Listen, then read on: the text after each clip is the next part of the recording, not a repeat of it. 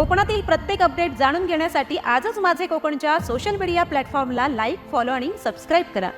खेड शहरालगत असलेल्या सुकिवली येथील औदुंबर श्री दत्त देवस्थान मठात श्री दत्त जन्मोत्सव सोहळा मोठ्या उत्साहात आणि असंख्य भाविकांच्या उपस्थितीत संपन्न झाला।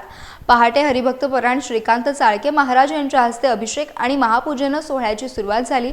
त्यानंतर विविध कीर्तनकारांच्या उपस्थितीत घटस्थापना, वीणापूजन आणि ध्वजारोहण पार पडले। दिवसभर अखंड नामस्मरण जप, गुरुचरित्र पठण, दत्त स्तोत्र, वज्रकवच तसेच आध्यात्मिक उपक्रमात भाविक मोठ्या संख्येने सहभागी झाले। सायंकाळी श्री दत्त जन्मोत्सव सोहळा पार पडला, ज्यामध्ये महिलांची उपस्थिती विशेषत्वाने दिसून आली। यानंतर हरिपाठ, कीर्तन आणि रात्री संगीत भजनाचा कार्यक्रम रंगला। पुढील पहाटे सर्व भाविकांनी काकड आरती करून काल्याच्या प्रसादाने कार्यक्रमाचा समारोप झाला। सोहळ्याच्या निमित्ताने दत्त मंदिर परिसर आकर्षक विद्युत रोषणाईने उजळून निघाला होता। खेड, सुकिवली, शिवतर, करटेल, जामगे, जैतापूर, हेदली आणि आसपासच्या गावातील वारकरी व दत्तभक्तांनी दर्शन आणि महाप्रसादाचा लाभ घेतला।